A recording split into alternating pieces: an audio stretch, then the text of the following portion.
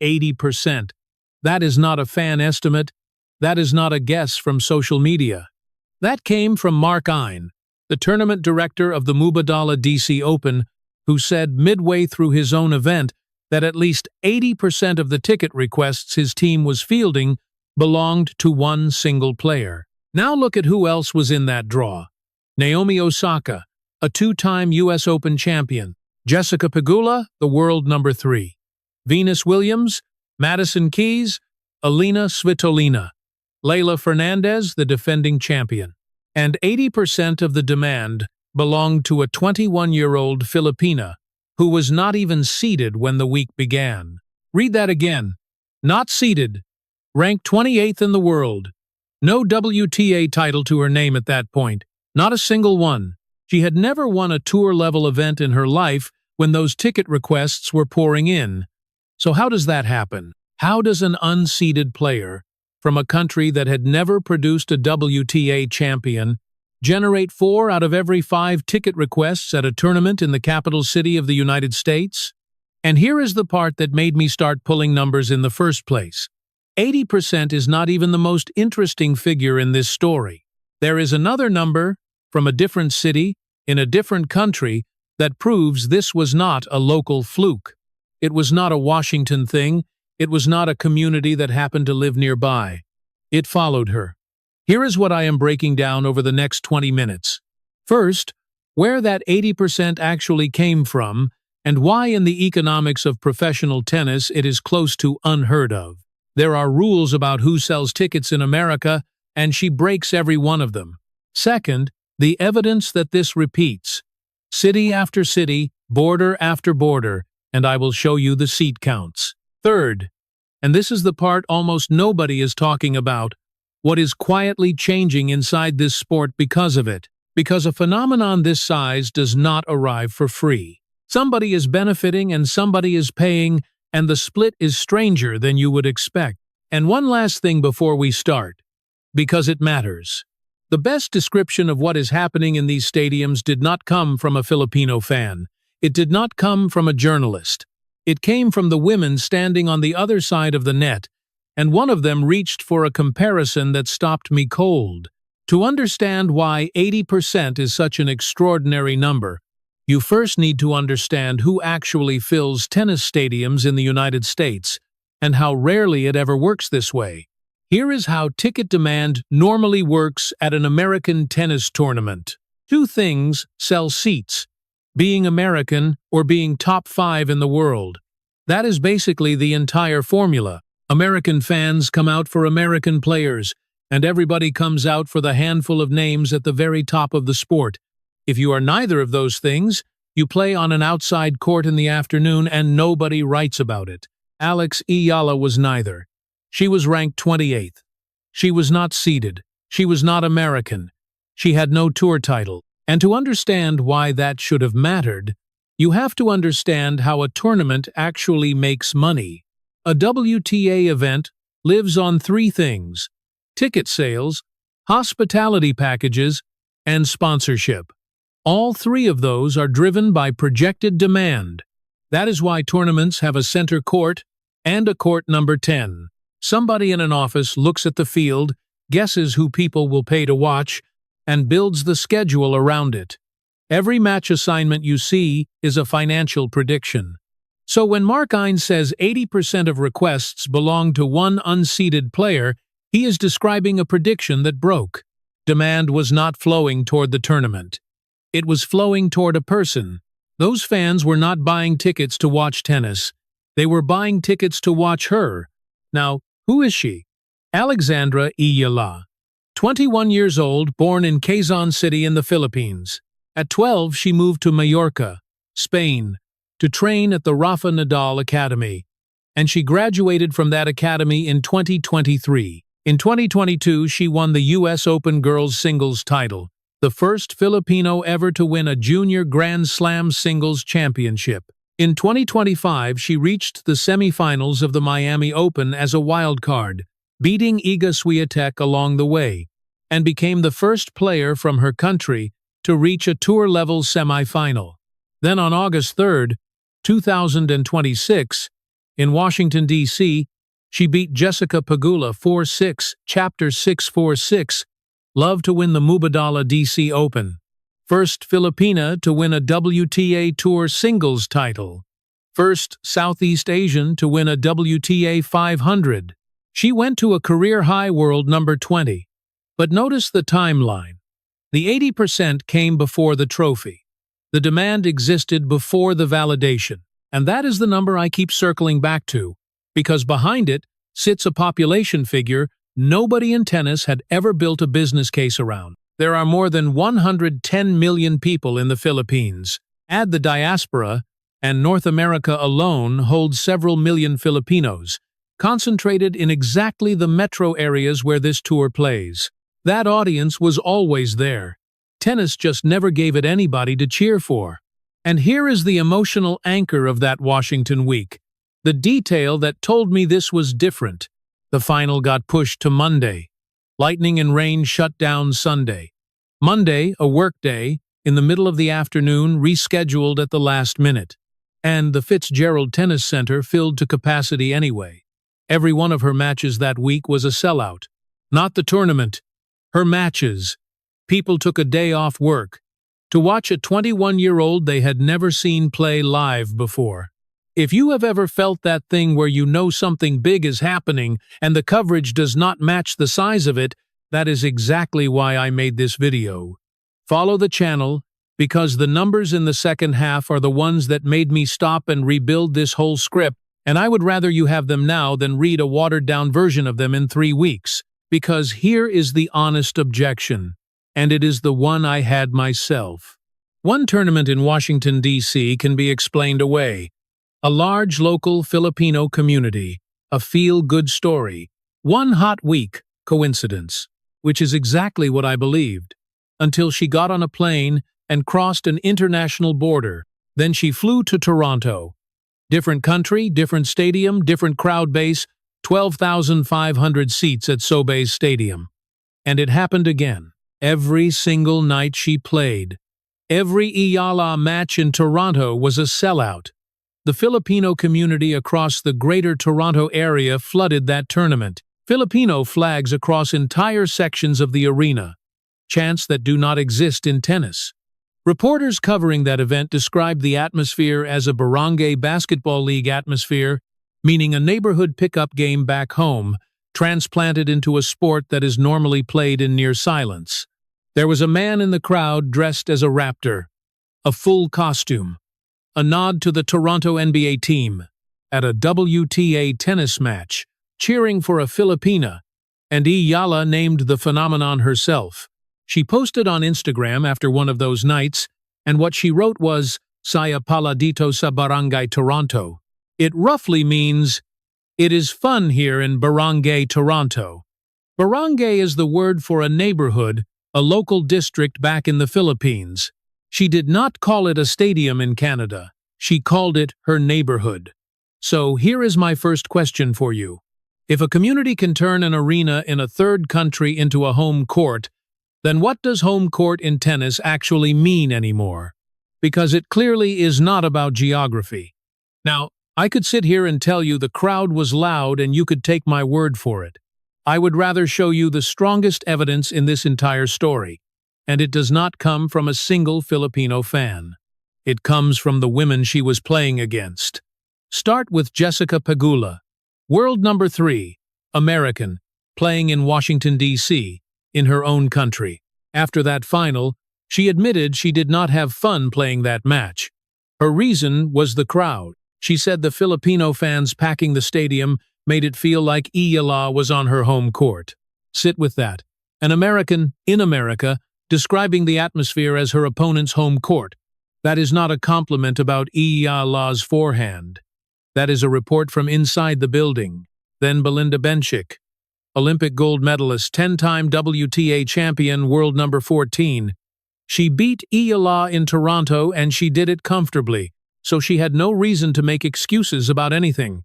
And when reporters asked her about that atmosphere, she reached for the highest comparison available in the sport. She compared facing that crowd to when she used to play Serena Williams. Serena Williams, That is the ceiling of that comparison.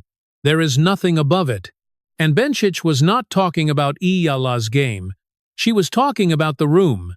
So question 2. When top 15 players stop describing the match and start describing the crowd, what is actually being valued here? Because that is not a tennis observation anymore. That is a market signal. And now I have to give you the other side of this because it would be dishonest not to. This phenomenon has produced real backlash. Not everyone in tennis thinks what is happening in these stadiums is a good thing. Coverage from the Canadian Open noted that many fans criticized the ferocity of the Eala crowds and openly questioned whether that style of support has a place in tennis at all, not whether it is loud, whether it belongs. And her fanbase has taken direct criticism for its behavior during some of her recent matches. That has been reported plainly. This is not a fringe complaint from 3 accounts online. It became one of the running storylines of her Toronto week, sitting right alongside the sellouts. Because tennis has an unwritten code. You do not cheer between the first and second serve.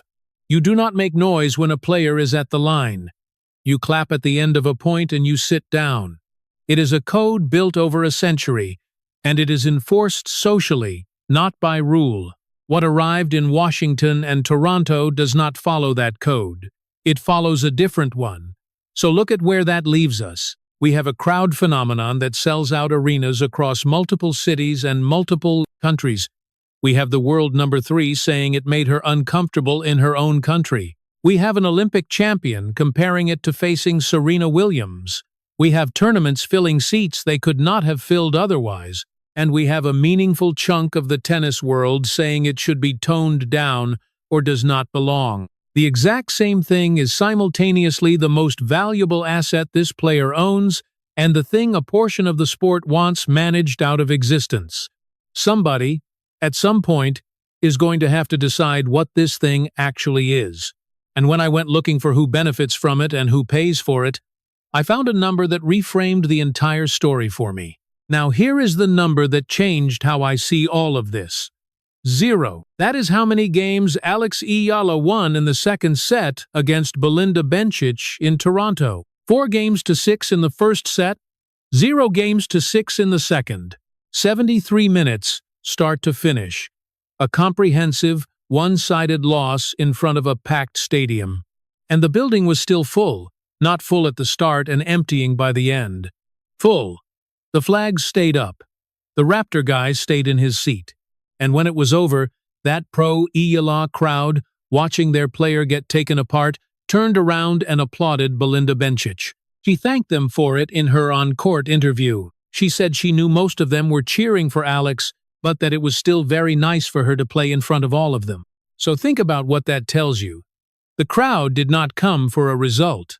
They stayed through a beating and then they showed class to the woman who delivered it. Which means this phenomenon is not dependent on Alex Eala winning. And that is the piece almost nobody at her ranking has. Most players live and die by results. Win and you get the night session on center court. Lose twice in a row and you are back on court 14 at 11 in the morning. Your ranking buys your stage. That is the deal. It has always been the deal. Now here is the second piece of evidence. And honestly, it is stronger than the first. The Cincinnati Open put Alex Eala in its own 2026 tournament preview before the event started, before she hit a single ball there. In her debut appearance at that tournament, at a venue she had never competed in, they named her alongside João Fonseca as the 2 players whose fans are ardent and raucous and fly their colors wherever those players land on the globe. That is the tournament's own promotional language. They were not describing her tennis, they were selling her crowd. Do you see the inversion? A WTA 1000 event used a player who had never appeared there, who was ranked 20th in the world, as a reason to buy tickets. Rankings did not earn her that. Results did not earn her that. Her audience did. Alex Eala has crossed to the other side of the equation. The tournaments now need her in the building whether she wins or not. Here is the way I finally understood it. Most tennis players are a sports team. You buy a ticket to see the game, and if the team is bad, you stop buying tickets. Alex Eala has become a concert. You buy a ticket to see her, and the match is just the set list. A concert does not refund you because a song went badly. And that reframes the entire 80%. Because I think most of us clicked on this video reading that number as a story about national pride. A country finally getting its champion. A diaspora showing up. And all of that is true, and it is genuinely moving. But 80% is not a pride statistic. It is a business metric. It is a demand curve. And what that curve says is not primarily about Alex Eala at all. It says there was an enormous tennis audience sitting in North America that nobody in this probable comms.com sport had ever bothered to sell a ticket to. She did not create that demand. She revealed it. If that reframe just landed for you the way it landed for me, I want to hear where you come down on it, because this is the part I genuinely go back and forth on. Are those crowds good for tennis, or is the sport right to push back? Tell me in the comments, and be honest about it. I read these, and this is one where I think the audience knows more than the pundits do. Now for the uncomfortable part of this revelation. Because if she is generating that demand, the obvious question is what she gets for it. Alex Eala received $252,000 for winning the Mubadala DC Open. That is the champion's prize. That is what a WTA 500 pays its winner. The tournament kept everything else, every ticket, every hospitality package, every hot dog, every beer, every hat, every parking space, across a week where 4 out of 5 ticket requests existed because of her. And I want to be fair here. That is not a scandal.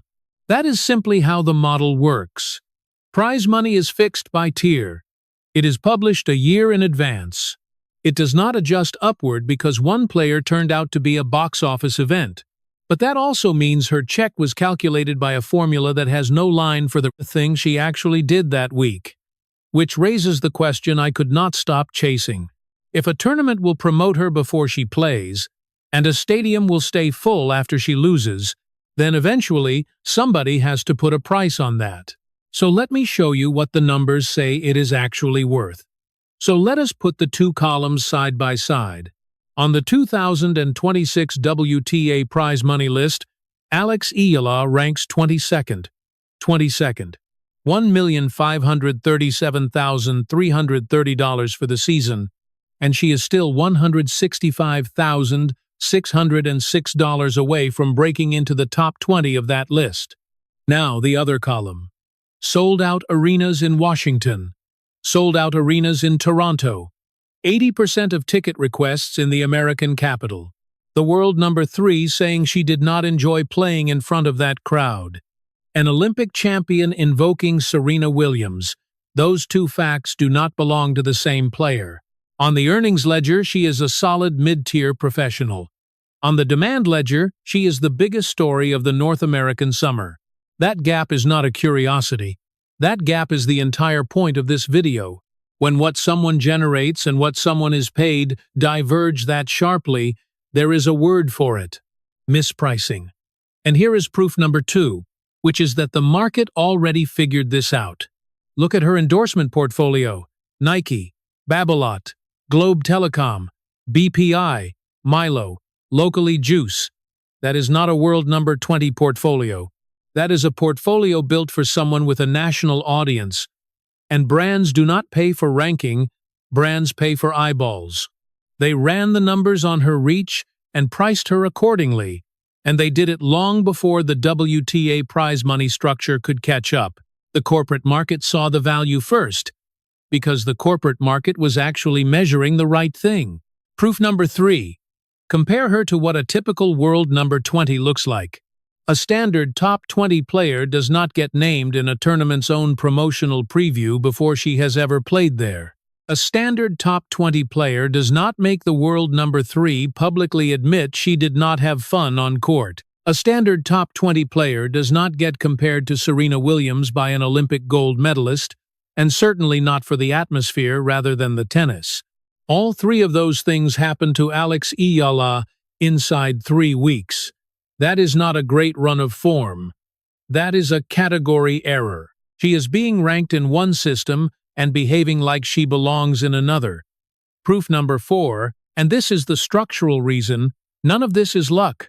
More than 110 million people in the Philippines, plus a diaspora concentrated in exactly the North American metro areas this tour visits. And in tennis, she has essentially no competition for that attention. Not a rival, not a second star, nobody splitting the audience with her. Now compare that to a European top 10 player. She shares her market with a dozen other stars in a country of 60 million, in a region saturated with tennis history. Her audience is divided before she walks on court. Alex Eala has an entire nation to herself. That is not charisma. That is structure. And structure is what makes something repeatable rather than lucky. Which brings me to the prediction.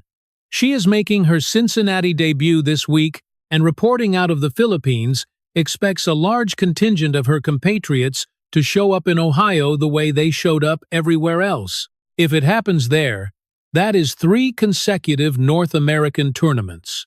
1 time is a story, 2 times is a pattern, 3 times is data, and data is what a tour uses to make decisions. Now, the thing I have not heard anyone say, and the reason I kept digging, that backlash we talked about earlier is not really an argument about respect.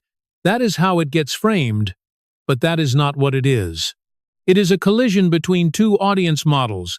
Tennis was built around silence because tennis was built inside private clubs. That is, its actual history. The etiquette exists because the sport grew up in a setting where quiet was the social default, and it hardened into a rule nobody wrote down. That model works beautifully. It also excludes people who never learned it. What Alex Eala brought with her is the basketball audience model.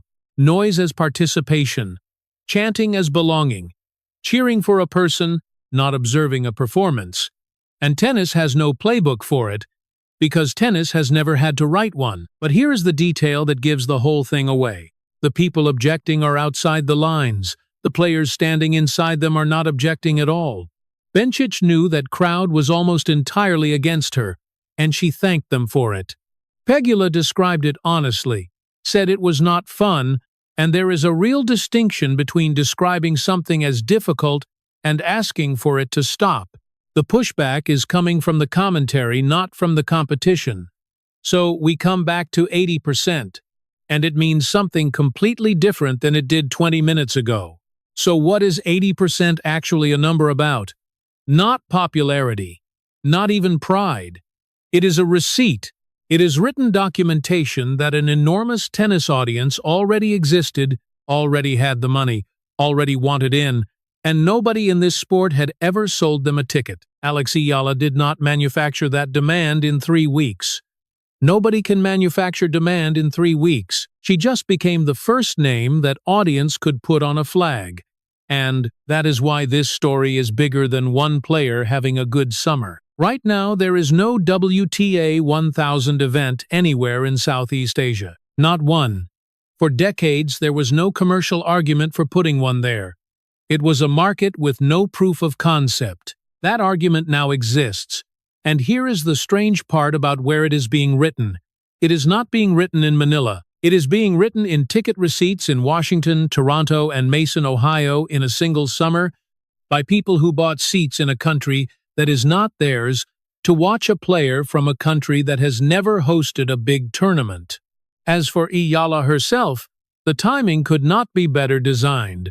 She is making her Cincinnati debut this week as the 17th seed. Then the US Open, August 30th through September 13th in New York, on the exact court where she won the girls' singles title in 2022. New York has one of the largest Filipino communities in the United States, and Arthur Ashe Stadium is the biggest tennis venue on the planet.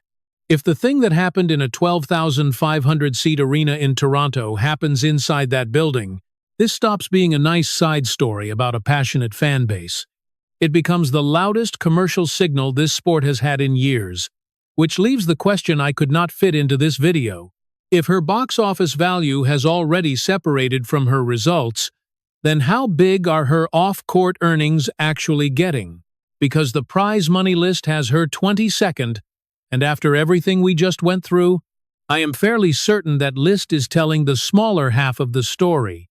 That is the number I am pulling apart next, and I think it is going to be a stranger breakdown than this one. She plays her opening match in Cincinnati this weekend, and that is the third city in a row where we get to test this in real time. Attendance figures, sellout reports, court assignments, all of it becomes evidence. If it happens again, the conversation stops being about one player and starts being about where this tour should be putting its tournaments. I am tracking every one of those numbers as they land, so subscribe if you want the data before the headlines catch up to it. Because the headlines are going to be about a scoreline. The story is in the seats.